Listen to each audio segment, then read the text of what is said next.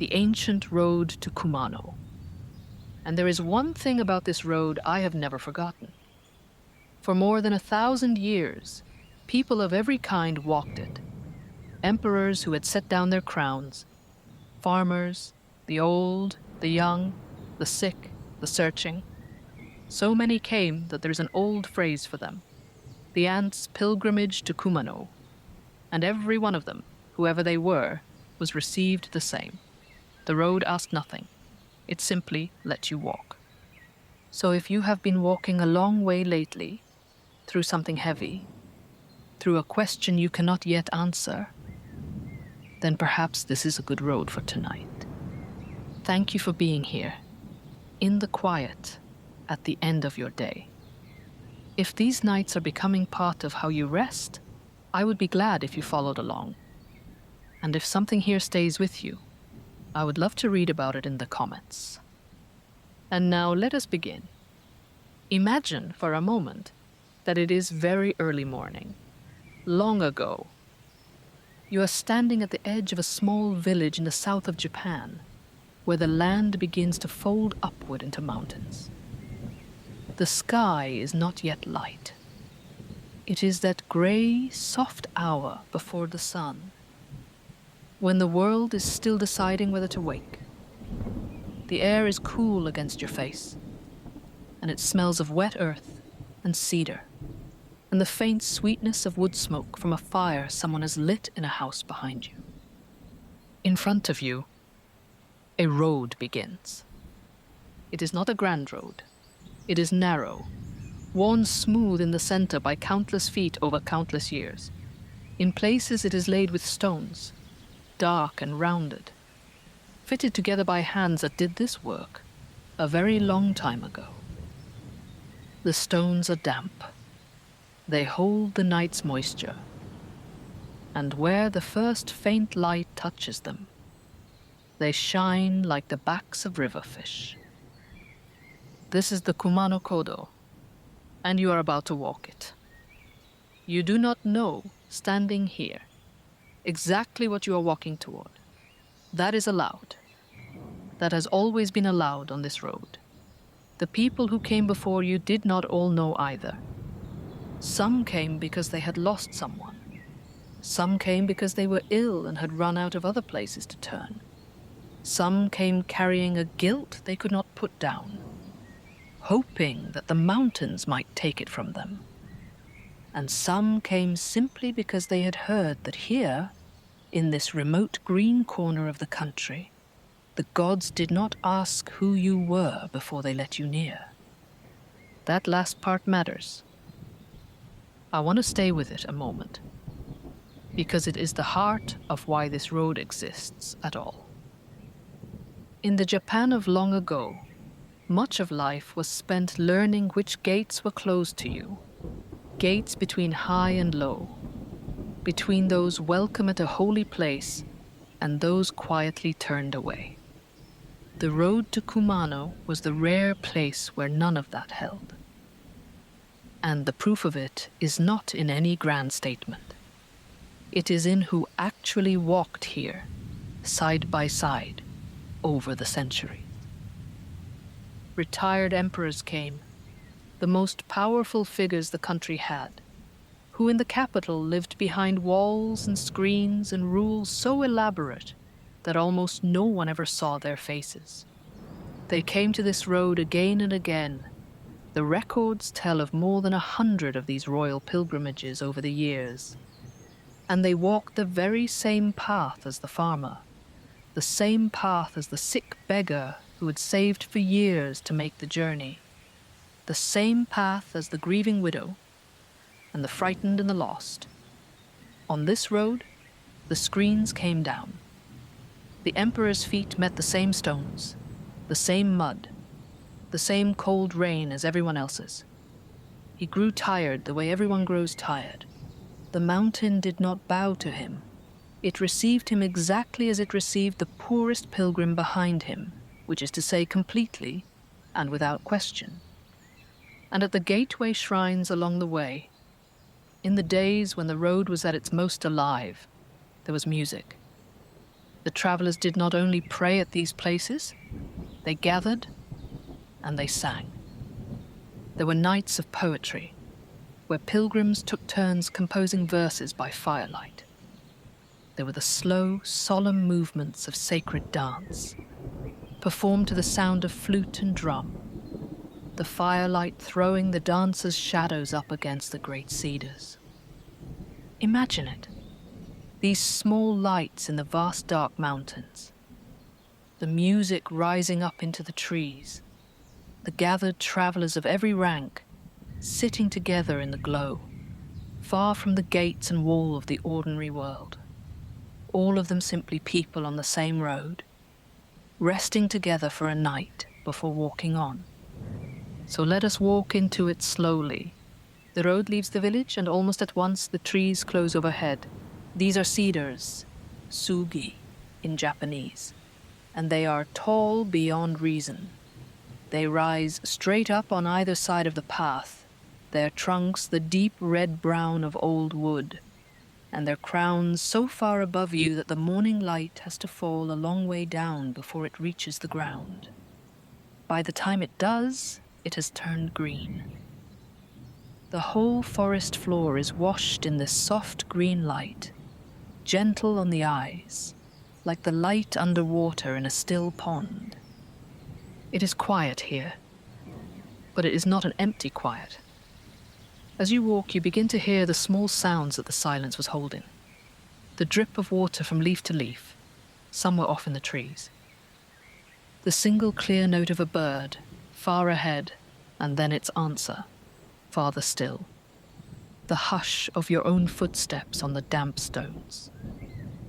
And underneath all of it, so low you feel it more than hear it, the running of water, a stream somewhere below the path, moving downhill in the dark, the way it has moved for longer than anyone can remember. You walk on. There is no hurry. There was never any hurry here. After a time, the path begins to climb. Not steeply, the old roads knew better than to fight the mountain, but in a long, patient rise, curving with the shape of the land. Your breathing deepens. Your legs find the rhythm of it. And something in you, without your deciding it, begins to slow down to match the road. The thoughts that were crowding you at the start of the walk, the small worries, the unfinished things, they do not disappear, but they loosen. They settle, the way silt settles in still water, drifting down and down until the water above is clear. This, too, is something the road has always done. The people of long ago understood it. They knew that walking, simple, steady walking, hour after hour, day after day, does something to the mind that sitting still cannot do. The body takes over the work of moving forward, and the mind, no longer needed to steer, is free at last to be quiet. They did not have our word for it, but they knew the feeling. They walked into these mountains carrying their questions, and they trusted the road to do the rest. There is an old belief tied to this road that I have always loved, and it belongs here at the beginning while you are still finding your feet on the path. It was said that those who walked toward Kumano did not walk alone. A guide went before them, a great black bird, a crow with 3 legs, called the Yatagarasu. The old stories tell that long, long ago, when the very first traveler was lost in these mountains and could not find the way, this 3-legged crow appeared and led him through, ridge by ridge, valley by valley, all the way to the sacred ground. And ever since, the bird has been the messenger of Kumano, the one who goes ahead of the lost and shows them the road home. I do not ask you to believe in the bird, but I will say this. There is a kind of comfort in walking a path that so many believed was watched over, a path where the old feeling was not that you were struggling alone through a wilderness, but that something patient went ahead of you in the dark. and knew the way, even when you did not. Perhaps on the nights when the way forward in your own life feels unclear, that is a feeling worth borrowing. That you are not as lost as you fear. That the road knows where it is going even now, even when you cannot see the next turn. So walk on and let the unseen guide go ahead of you. And trust the path. Let me tell you a little about how far this road reached, because it will help you feel the size of what you are standing inside. The Kumano Kodo is not a single path. It is a whole web of old roads threading through the mountains of the Kii Peninsula, the great green mass of forest and ridge that hangs down from the main body of Japan into the sea. All of these roads lead in the end to the same place. The 3 grand shrines of Kumano, set deep among the mountains, known together as the Kumano Sanzan. To reach them, pilgrims crossed ridge after ridge, valley after valley, sometimes for many days. The total length of the registered pilgrimage routes runs to well over 300 kilometers. 300 kilometers of mountain path, walked on foot, in straw sandals, by people who had often come from very far away before they even reached the foot of these hills. And in the year 2004, this network of ancient roads, together with the sacred places they connect, was recognized by the wider world, inscribed as a place to be protected and remembered, one of the very few roads anywhere to be honored in this way. But the road did not need that honor to be what it is. It had already been what it is for 1,000 years before anyone thought to write it down. The path you are walking tonight is the most traveled of all these routes. In Japanese, it is called the Nakahechi, the middle path. It cuts inland from the western coast, climbs into the heart of the mountains, and makes its way toward the greatest of the 3 shrines. It was the road the empress chose. And so it is the road we will follow all the way in, by the end of our night together. But that is later. For now, you are still in the early forest, in the green underwater light, with the climb rising gently beneath your feet. Up ahead, through the trees, you begin to see something. A clearing, a break in the endless cedar. And as you come closer, you find that the road has brought you to the first of the small sacred places that line this route from beginning to end. It is a modest thing, a small shrine, weathered and quiet, set back among the trees where the path widens. There is a stone marker, mossed over at the base. There is the simple wooden structure of the shrine itself, its timber gone silver grey with age and rain. And there is a stillness around it that is different, somehow, from the stillness of the forest, older, more gathered, as though many people over many years had stopped here, and each of them had left a little of their quiet behind. These small shrines have a name. They were called the Oji, the princes. There were said to be 99 of them strung along the road, though the true number changed over the centuries, and counting was never the point. The point was that the walk to Kumano was not one long stretch of nothing between a beginning and an end. It was broken, gently, into a rhythm. You walked, and then you arrived somewhere, and you paused, and you offered a small prayer, and you rested, and then you walked again. I find that beautiful, and I think you might too here in the quiet. The old road did not ask the pilgrim to endure the whole distance in one unbroken effort. It gave them these places to stop, little by little, prayer by prayer. The impossible length of the journey became possible, because it was never the whole journey at once. It was only the next stretch, and then a place to rest, and then the next. There is a small thing along this road that I've always been fond of, and it belongs to the gentler heart of the journey.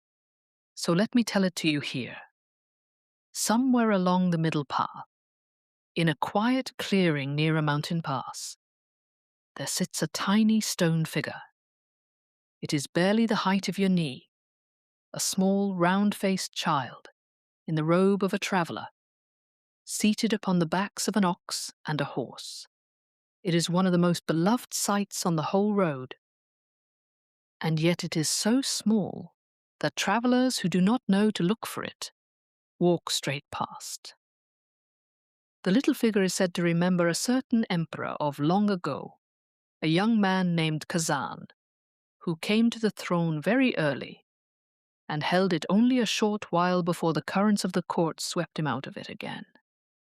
He left the capital with his heart heavy, and he turned, as so many heavy hearts have turned, toward the mountains of Kumano.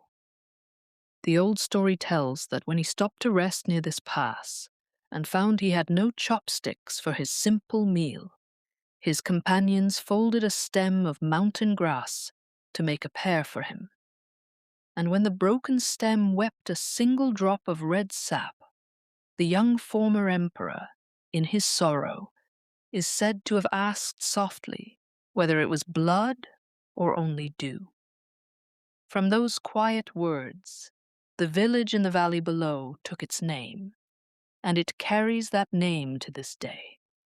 I tell you this, not because it is sad, but because of what it became. A young man's private sorrow, spoken once on a mountain path more than 1,000 years ago, did not vanish. It softened over the centuries into something tender, a small stone child smiling on the backs of two patient animals, a gentle name for a gentle valley, a story that travellers still stop to hear. The road took even his grief and held it, and over the long years turned it into something almost sweet. That is what this road does. Nothing brought to it is wasted. Everything, given enough time and enough quiet, is received and made gentle. Walk on now, past the small stone child, into the deeper green. Perhaps you already know that feeling from your own life, the thing that seems too far to reach, made bearable only because you do not have to reach it all today. Only the next stretch, only the next quiet place to stop. The road carries on from the little shrine, and after a time it does something that always surprised the pilgrims who did not know to expect it. It comes out of the deep forest, and the trees fall away, and suddenly you are walking high along an open shoulder of the mountain, with the whole world spread out below. This is the high country of Takahara, a small settlement that has clung to this ridge for many hundreds of years. It is one of the oldest inhabited places along the whole road, and in the early morning, when you reach it, you often find it floating above a sea of cloud. The mist that gathers in the valleys overnight has not yet burned away, and it lies below you in a great soft white ocean, filling the valleys to their brims, with only the dark tops of the farther ridges rising out of it like islands. The local people have a name for this place. They call it the Village in the Mist. You stand at the edge of it and look out over that sea of cloud, and the sun, climbing now, lays a path of gold across the top of the mist, and it is so quiet and so vast and so gentle that for a moment you forget entirely whatever it was you came here carrying. There is only the white sea and the gold light and the dark islands of the mountains and the small warm village at your back, where smoke rises from a few chimneys and someone, somewhere, is beginning the work of the day. The pilgrims rested here. For more than 1,000 years, this little village has given shelter and a warm welcome to the travelers coming up off the lower road, a place to eat, to drink, to sit a while before going on into the higher mountains. There is a small shrine here too, very old, set among enormous camphor trees whose trunks are so broad that several people together could not reach around them. These trees were old when the pilgrims of long ago passed beneath them. They are older still now, and they have stood here through everything, season after season, century after century, simply growing, simply holding their place on the ridge above the sea of cloud. Sit a moment beneath them in your mind. Feel the great patient age of the trees, and the warmth of the morning sun now reaching over the mist, and the deep quiet of a place that has been welcoming tired travelers for longer than almost anywhere else on the road. You are only passing through. The pilgrims were only passing through. But the trees remain, and the village remains, and the welcome remains, offered freely to whoever comes up the path, exactly as it has always been. When you are ready, the road leads on from the village. Climb in again, back into the cover of the forest. And before long, it brings you to one more quiet place to stop. Another of the small weathered shrines, set back among the trees where the path widens. There is no one else here, only you, and the silver wood, and the moss, and the sound of water somewhere below. The morning has grown a little lighter now. The green of the forest is deeper, richer. A thin mist is lifting off the ground between the cedar trunks, curling slowly upward, catching the light. It moves without sound. It is in no hurry either. You set down, in your mind, whatever you have been carrying up the path so far. You do not have to solve it. You do not have to name it. You only have to set it down, here for a little while. The way the pilgrims of long ago set down their burdens, at each small shrine, and let the mountain hold them for a time. And the mountain holds it. It has held so much. The grief of strangers 1,000 years dead, the fear of the sick, the hope of the desperate, the quiet, ordinary tiredness of ordinary people who only wanted, for a while, to put something down. It held all of that, and it was not diminished.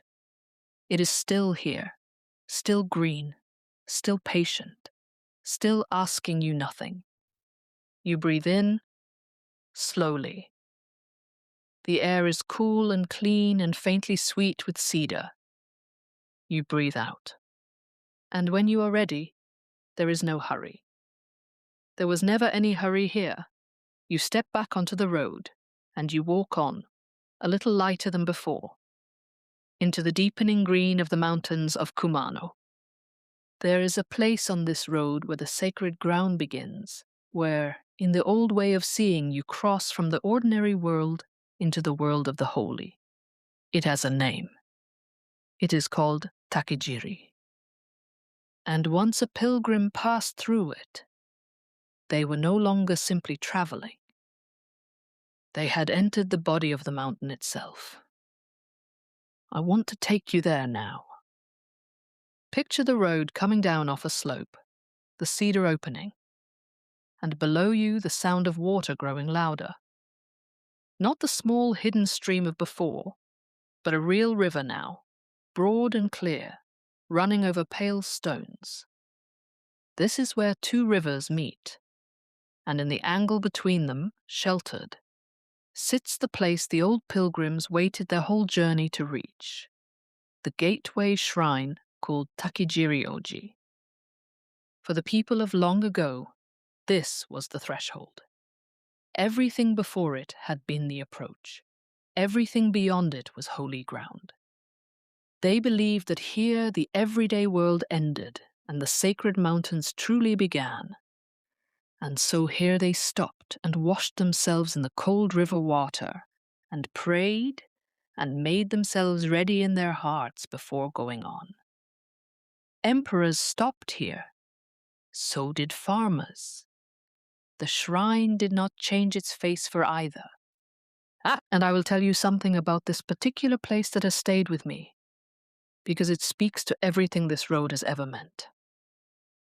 There was a time, not so very long ago, when these mountains nearly lost their small shrines.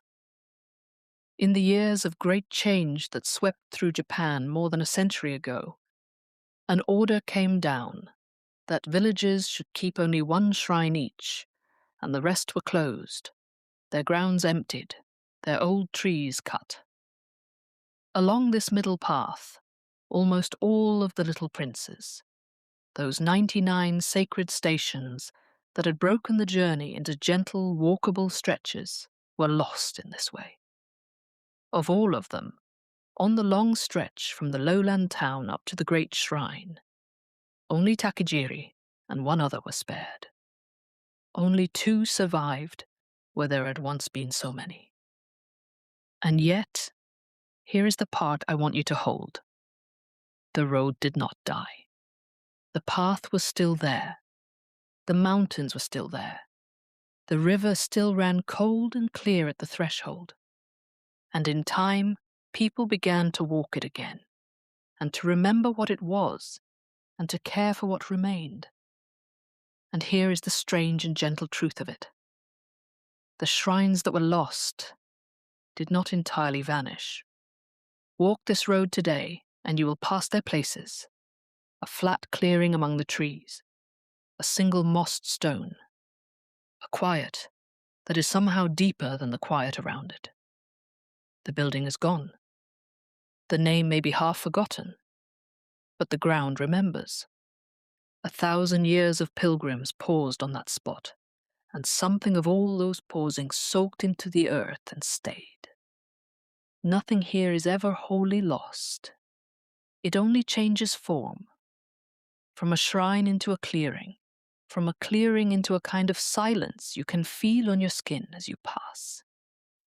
That is how this road endures, not by holding on to everything, but by letting what is gone settle into the ground and become part of the place, and feed the quiet that the next traveler will walk through. The shrines that survived, like Takijiri at the gate, are loved all the more for having lasted. The ones that were lost are loved in a different way, as the soft, empty places where the road remembers itself, and the road that nearly slipped out of memory is walked again now, by people from every corner of the earth. It rose again, quietly, the way everything on this road happens, not with triumph, but with patience, and with a simple refusal of the mountain to forget what it was. So stand with me now at Takijiri at the threshold where the sacred ground begins. You kneel at the edge of the river. The water here comes straight down off the mountains, and it is shockingly, wonderfully cold. You cup it in your hands. It is so clear that you can see every line on your own palms through it. You bring it to your face, and the cold wakes you all the way through, not harshly, but completely, the way cold mountain water does, leaving your skin tingling and your mind suddenly clear and still. This was the old practice. Before entering the holy mountains, you cleansed yourself in cold water, not because you were dirty, but because crossing into something sacred deserved a moment of making ready. You let the cold take the dust of the long approach. You let it take as well a little of the noise you had been carrying, the restlessness, the hurry, the part of the mind that is always reaching ahead. The water took it and carried it away downstream, into the dark, toward the distant sea. You stand, you are wet and cold and strangely, deeply awake. And now you pass through the threshold and the true mountain receives you. Beyond Takijiri, the road climbs hard. This is the steepest part of the whole middle path, and the old pilgrims knew it. They called the worst of these slopes by names that told you, plainly, how they felt about them. The path goes up through the cedars in long switchbacks, the great red trunks rising on every side, the green light falling down through the canopy as it has fallen all day. Your legs work. Your breath comes deep and even. And the strange thing, the thing the pilgrims understood, is that the hardness is not the enemy of the peace. It is part of it. The body, fully occupied with the simple work of climbing, leaves the mind free and quiet at last. There is no room left for worry when there is a mountain to climb. There is only the next step, and the next, and the cool air, and the green. Higher up, the road levels and the forest changes. The cedars give way in places to older, wilder trees, and the path winds along the spine of a ridge, with the land falling away on either side into valleys filled with mist. From here, in the gaps between the trees, you can see the mountains of Kumano rolling away in every direction, range behind range behind range, each one a paler blue than the last, until the farthest ridges dissolve into the white of the sky. There is no village in sight, no road but this one. Only the endless breathing green of the forest and the mist moving slowly through the valleys far below. It is very quiet up here. The kind of quiet that is so complete, it seems to have a sound of its own, a soft, high ringing in the ears that is really only the silence itself. You stand on the ridge, and you feel how small you are, and how vast the mountains are, and somehow this doesn't frighten you. It comforts you. The mountains are so much larger than your trouble. They were here so long before it, and they will be here so long after. To stand among them is to feel your trouble find its true size at last, real but small, held within something immeasurably greater and immeasurably more patient. Along this high stretch, the road passes a spring, a place where clear, cold water rises straight out of the mountainside and gathers in a little stone basin beside the path. Pilgrims have drunk from it for many hundreds of years. It is one of those small mercies the road provides exactly when the body begins to need it. Cold, sweet water, given freely in the middle of the high country, where you would least expect to find it. You kneel and cup your hands and drink. The water is so cold it makes your teeth ache, and so clean it tastes of nothing at all, only of cold and of stone and of the deep mountain it came from. It is the same water the old pilgrims drank, rising in the same place, as faithful now as it was 1,000 years ago. There is something quietly moving in that the mountain has kept this small kindness running, without fail, through all the centuries, for every tired traveler who ever came this way. No one tends it. No one makes it flow. It simply rises, cold and clean, year after year, offered to whoever is thirsty, asking nothing in return. The whole of this road is full of small mercies like this one.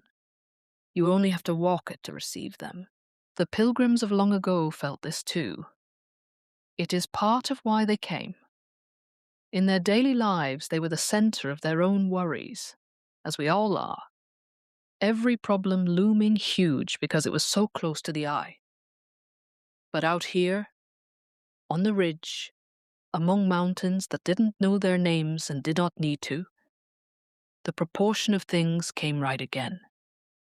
The trouble was still real, but it was no longer everything. You walk on along the high path, and the road carries you over pass after pass, gentle climbs and gentle descents, the names of them old and worn, each one a small crossing, a small arrival, a small letting go before the next rise. The rhythm of it settles into you, up and over and down, up and over and down.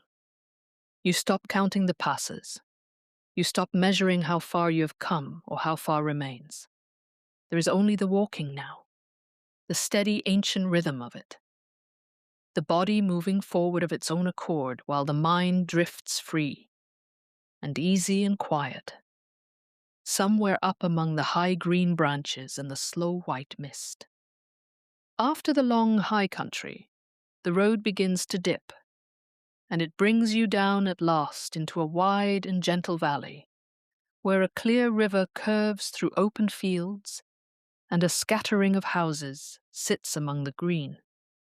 This is Chikatsuyu, and for as long as there have been pilgrims, this has been the resting place at the middle of the journey, the great mountain village halfway between the lowland town and the final shrine. It was here, traditionally, that the travelers would stay the night, after the hard climbing out of the threshold and over the high ridges. They came down into this valley, footsore and weary, and here they were given food and a roof and a place to lay their tired bodies down before going on. There is something deeply restful about arriving here, even now, even only in the mind. The valley is open and kind after the close green of the forest. The river runs clear and shallow over pale stones, and you can hear it from everywhere in the village, the gentle and constant sound of moving water. The fields are quiet. Smoke rises from the houses, and the great wall of the mountain stands all around, holding the valley like cupped hands, so that you feel sheltered here, gathered in, halfway along the road and held safe. The pilgrims of long ago felt that too. To reach Chikatsuyu was to know that you had truly come, that the journey was no longer all ahead of you, but half behind. There is a particular peace in the middle of a long road, a peace that the very beginning cannot give you. At the start, the whole distance looms, but at the middle, you have proof in your own tired legs that you are equal to it. You have already walked so far. Whatever remains, you will walk that too. You have shown yourself that you can. Rest a while in that knowledge.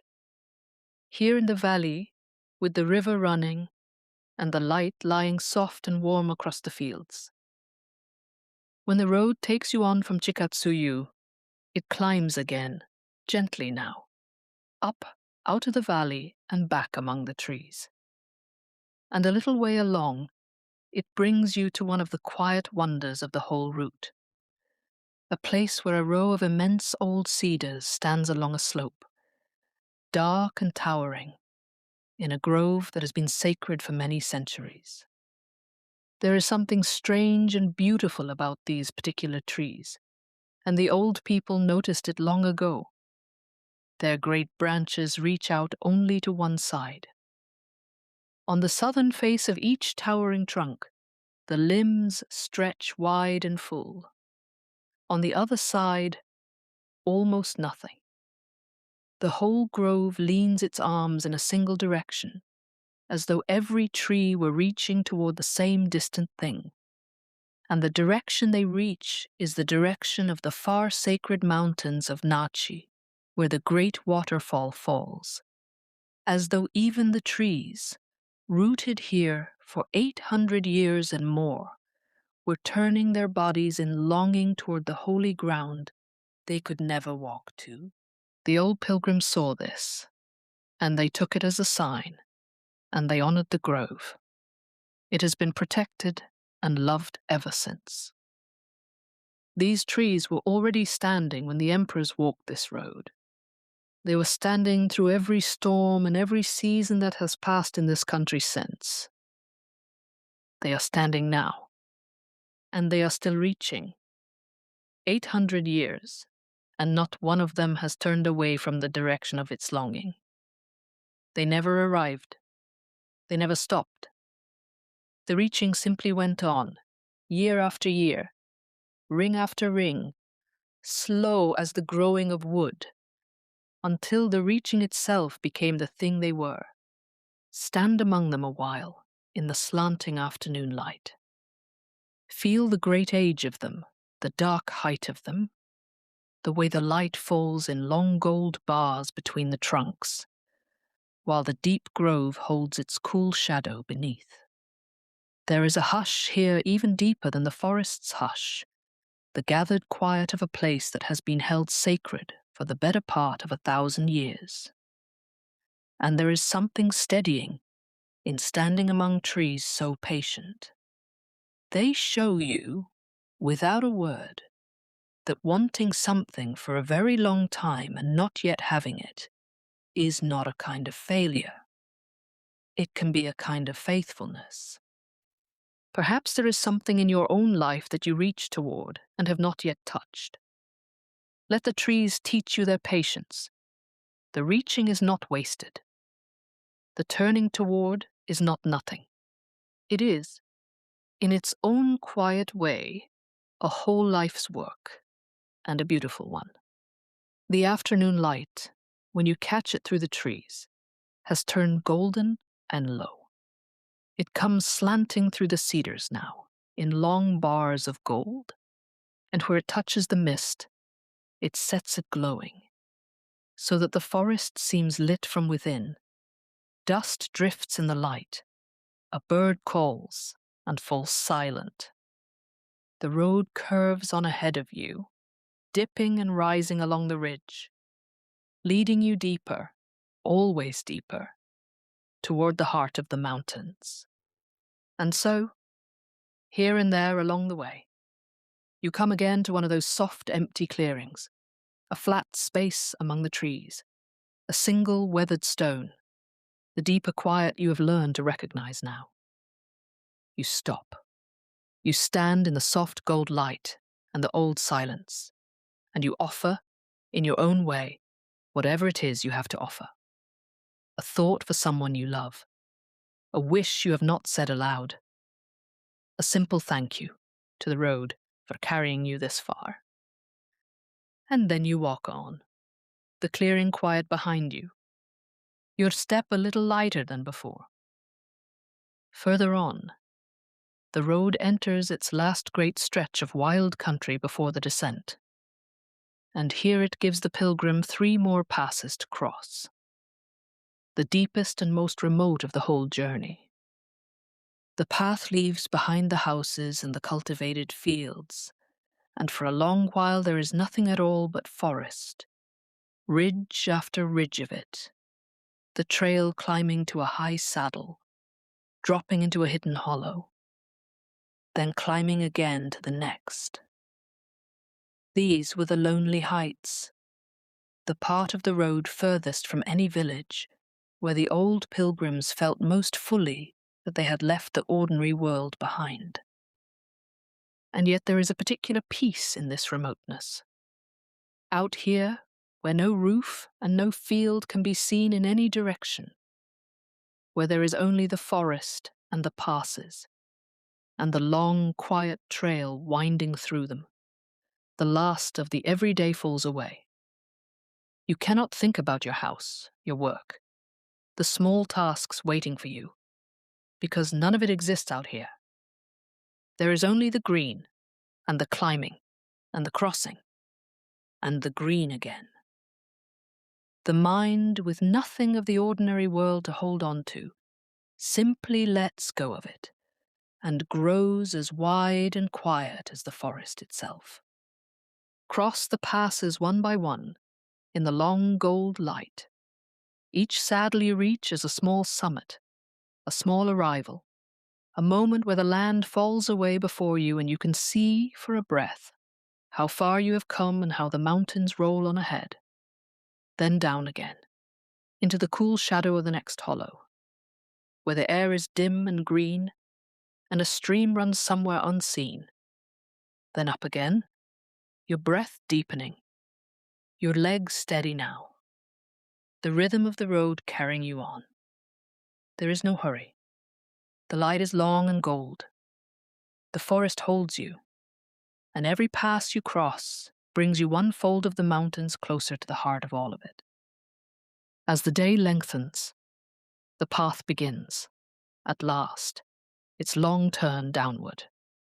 You have crossed the high country. The hardest climbing is behind you. And before the road begins its final descent, it passes through one more gateway. And of all the sacred places along the route, this one carries perhaps the most beautiful name. It is called Hosshinmon, the gate of the awakening heart, the gate where the longing to awaken first stirs. For the old pilgrims, this was the true entrance to the holy precinct of the great shrine. To pass through here was to cross at last into the innermost sacred ground, the final threshold, after all the miles, after all the ridges, after all the days. And they gave it this name because they believed that here, at this gate, after so long a journey, something opened in the traveller. The heart, worn smooth and quiet by the long walk, became ready at last to receive what it had come for. The journey had done its slow work, and now at the gate of the awakening heart, the pilgrims stood ready, emptied of the noise they had carried in, open at last. There is a wisdom in placing that gate so near the end, and not at the beginning. You could not have passed through it on the first morning. You were too full then, too tight, too hurried, too crowded with the world you had left behind. It took the whole long road to make you ready. It took the climb in the cold river and the high ridges and the patient trees. Only now, worn quiet by all of it, are you able to arrive truly open. The journey was never a delay before the destination. The journey was what made the destination possible. Stand at the gate of the awakening heart a moment, in the lowering light. You are almost there now. Whatever you came carrying, you have carried it a long way, and the road has worn it smooth, and you are nearly ready to set it down for good. From the gate, the road runs gently downhill, and this last stretch is one of the loveliest of the whole journey. The hard climbing is finished. The path is soft underfoot now, winding down through quiet groves and past the edges of small terraced fields, where the land has been gently shaped by human hands for many centuries. You pass a few more of the small sacred stations, close together now, like milestones counting down the final distance. The light is golden and low. Wood smoke drifts up from somewhere below, and with every step downward, you can feel the great hidden center of the valley drawing nearer.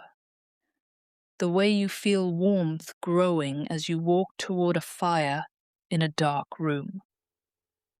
There is a place along this descent where, through a gap in the trees, the old pilgrims caught their first sight of the valley of the great shrine, the wide green basin where the rivers meet, the goal of all their walking, laid out at last below them. After days on the road, after all the ridges and passes and cold rivers, to round a bend and see it there, real, waiting, just below. It is said that many wept, not from sorrow, from the simple overwhelming relief of arrival, of having come so far and finding at the end that the place was real, and that it was every bit as it had been promised, and that they had made it against all the distance, all the way home. And somewhere ahead now, no longer hidden, lies the place all of this has been leading toward. The great shrine in the valley, the heart of Kumano, the end of the road. You can feel it drawing you now, the whole valley gathering you in. Something in the air, something in the way the land, slopes and folds toward a single green center. The valleys are deeper here, the rivers louder, all of them running the same way, all of them flowing down toward the place where the gods were said to have come to earth. You follow the water down. The light is fading now, softly, the gold deepening toward amber, the shadows between the cedars growing long and blue. The air is cooling. The first faint coolness of evening settles over the forest, and with it, a hush, even deeper than before, as the birds quiet one by one and the mountains prepare for night.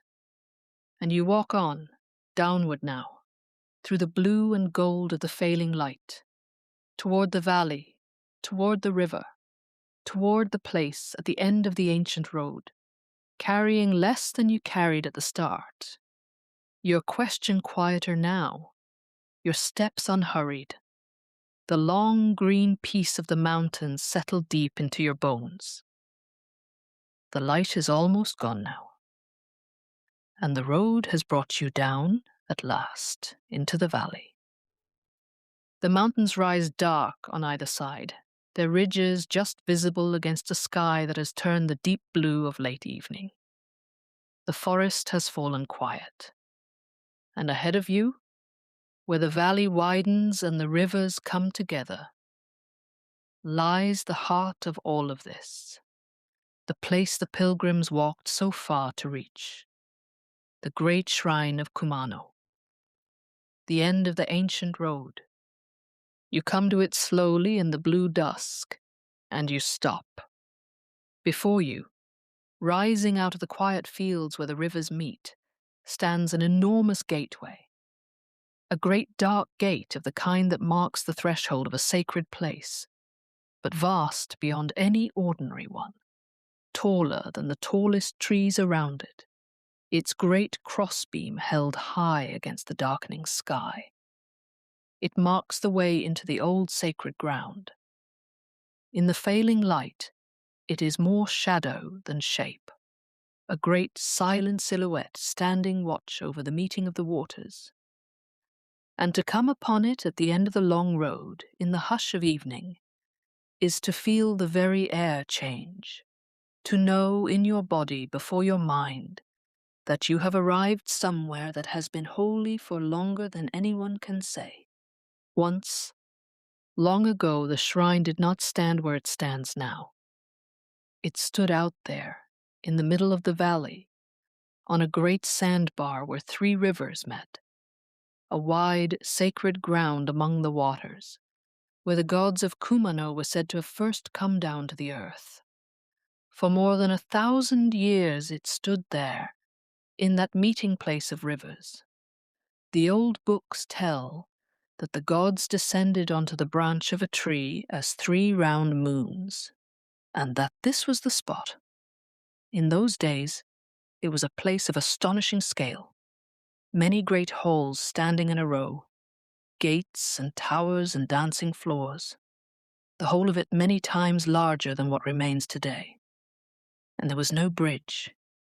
To reach the holy ground, the pilgrims had to wade across the cold river on foot, lifting the hems of their robes, letting the water touch them one last time, washing away the last of the long road before they stepped onto the sacred island. The cold of that final crossing was the last thing between them and the end of their journey. And they walked through it gladly. A flood, more than a century ago, swept much of that old shrine away, and what remained was carried up to higher, safer ground nearby, where it stands today. But the old place is still there, a vast, quiet field among the rivers, hushed and green, where the great shrine once was. The halls are gone, the ground remains, and the ground remembers everything the halls once held. People still walk out to it in the evening. They stand in the wide silence where so many millions once arrived at the end of their journeys. And they feel the weight of all those arrivals still resting in the earth. So much hope walked to this spot. So much grief was set down here. So many people, over so many centuries, reached this place and felt at last that they had come home. That is the word the old pilgrims used. Home. They did not think of Kumano as a faraway place they were visiting. They thought of it as the place they were returning to, a place that had always been waiting for them, that received them without question, that took whatever they carried and let them lay it down for good. There is a reason the water runs through everything here, through the beginning of the road and through its end. The pilgrims washed themselves in cold water at the threshold where the sacred ground began. They washed again, crossing the river before they stepped onto the holy island where the shrine once stood. And far away, at another of the 3 great shrines of Kumano, off among the eastern mountains, there falls a waterfall so tall and so old that the people did not build a shrine to honor it. They simply called the waterfall itself a god and bowed before it. And that was enough. It drops from a great height in a single unbroken thread of white, falling and falling, its sound filling the whole valley, never ceasing, never tiring, pouring down out of the mountains as it has poured for longer than there have been people to watch it. You do not have to walk there tonight, but it is good to know it is there, the falling water, somewhere off in the dark mountains, going on without you, the way it always has. There's a deep peace in things that continue whether or not we watch them. The waterfall does not need our eyes. It simply falls, and the falling is enough, and it asks nothing of anyone.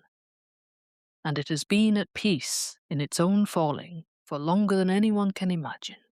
And there is a 3rd great shrine of Kumano, down where the largest river finally reaches the sea.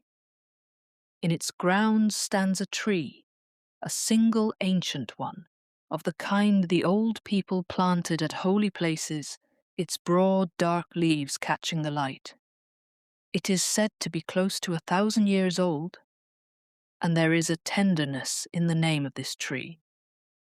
For the word for it sounds, in the old language, almost exactly like the word for calm.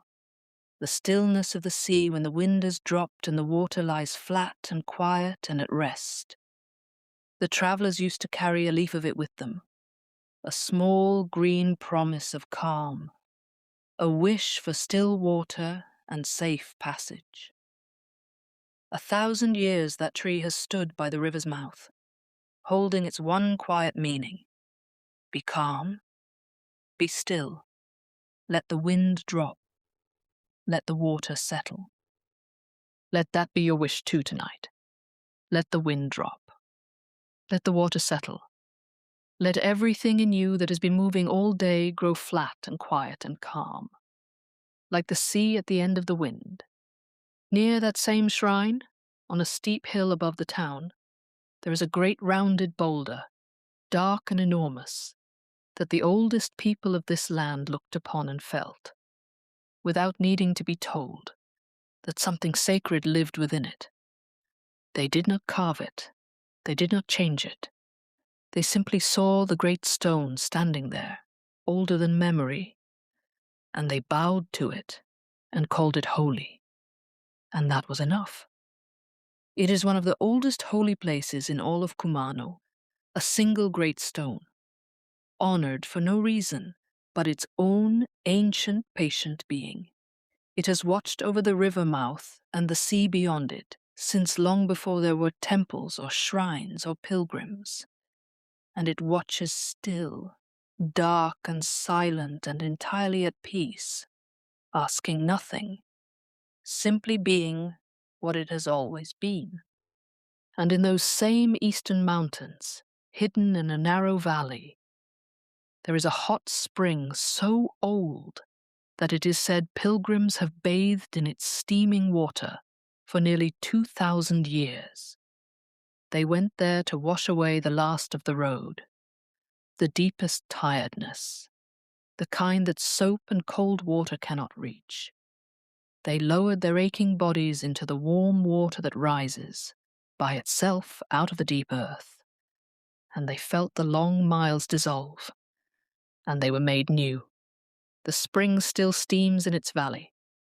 The warm water still rises out of the dark ground, on its own, freely, as it always has, offered to whoever is weary enough to need it. I tell you these things, the falling water, the rise in warm spring, because they are all part of the same gentleness that runs through this whole sacred land.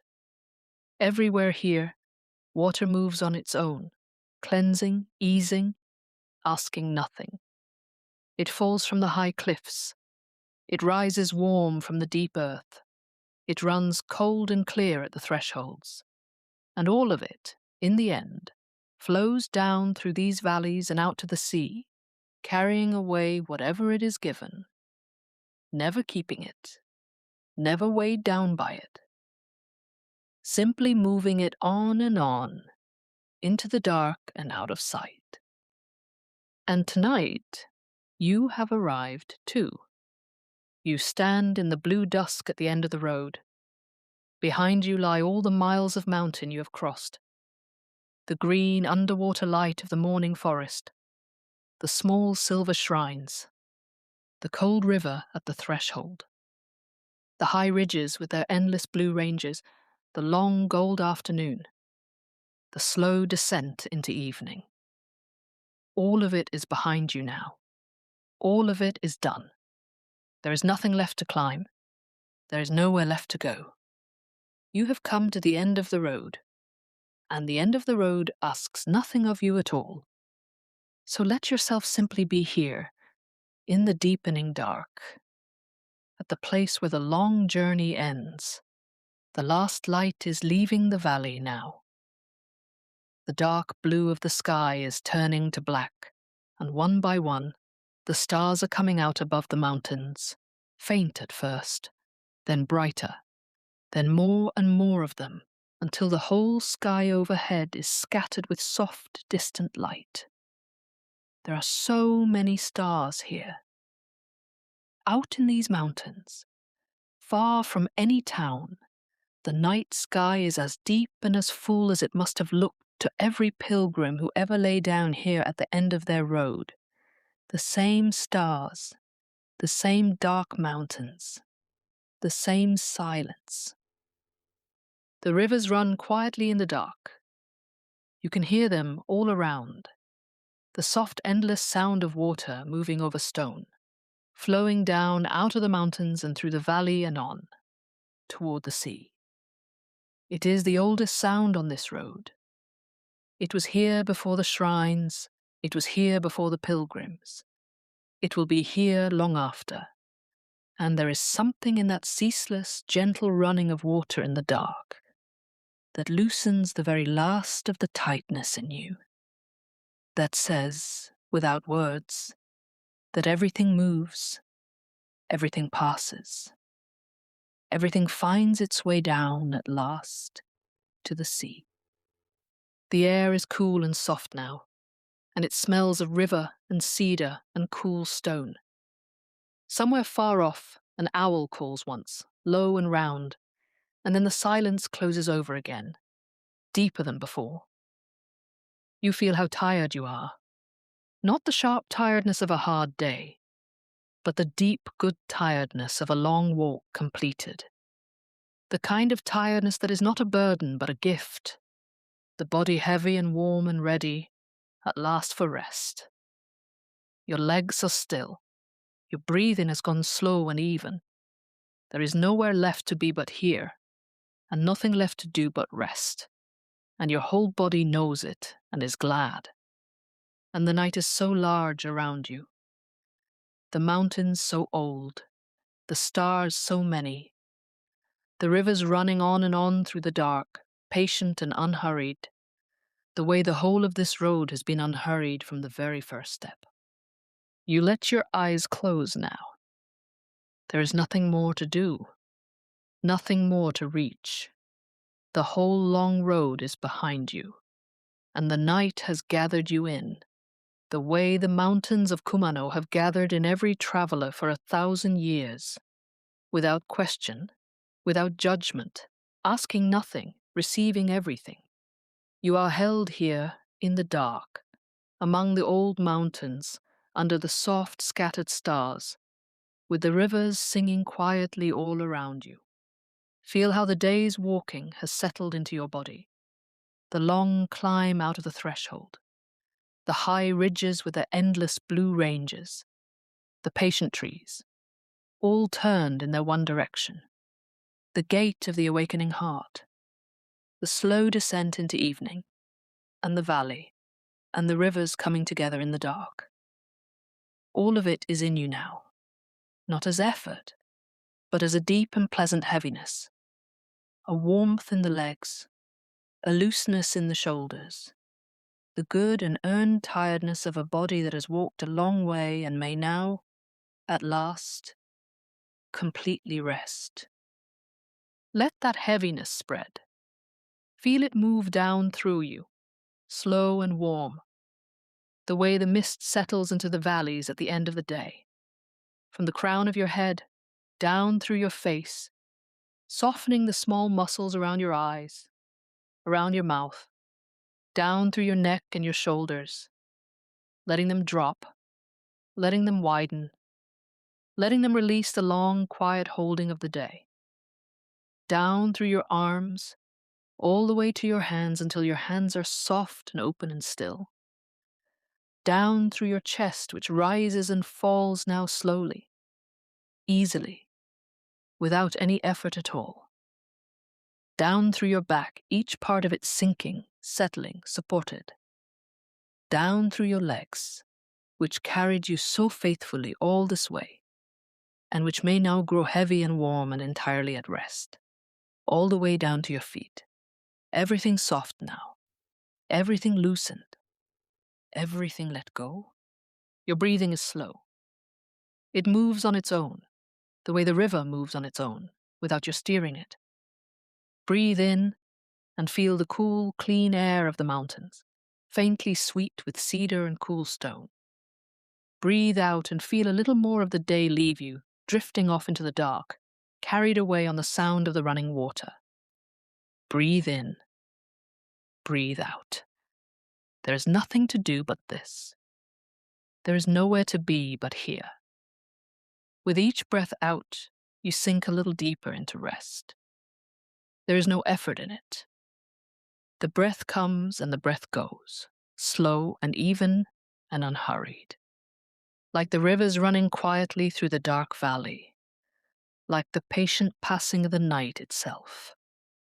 You do not have to make it happen. It happens on its own, the way everything on this road happened on its own. The mist rising from the valleys, the water flowing down to the sea, the long light moving across the mountains, from morning into evening into night. All of it unhurried, all of it without effort. And now you too, at the end of it all, breathing slow and easy in the dark, carried along by the same gentle current that carries everything here down and down toward rest. The question you carried up the path at the very beginning, the heavy thing, the thing you could not answer, it is quiet now. You did not solve it on this road. The road does not solve things. But it carried you, and it walked beside you, and it let you set the weight down again and again at every quiet place along the way, until the weight was no longer the whole of you. It was only one small thing, held within a night this large.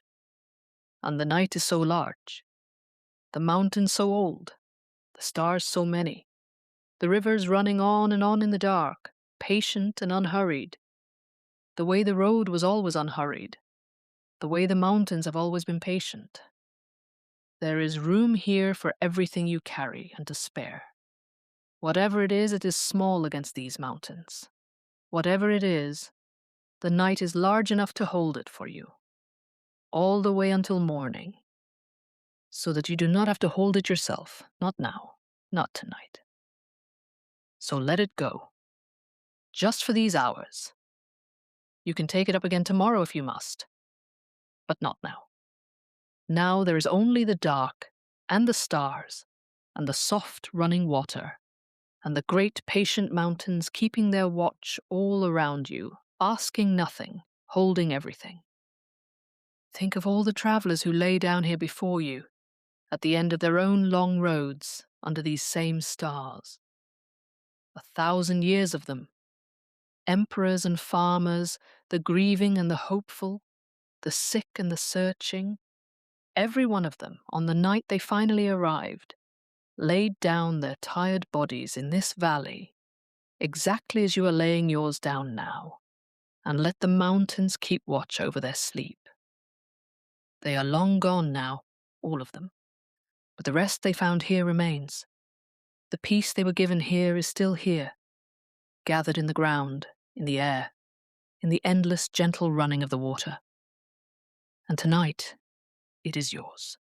The same deep rest, the same safe dark, the same patient mountains that held 1,000 years of weary travelers before you, holding you now exactly as they held them, freely, completely, with nothing asked of you in return. Somewhere far off, the rivers run on toward the sea. Somewhere off in the eastern mountains, the great waterfall falls and falls in the dark.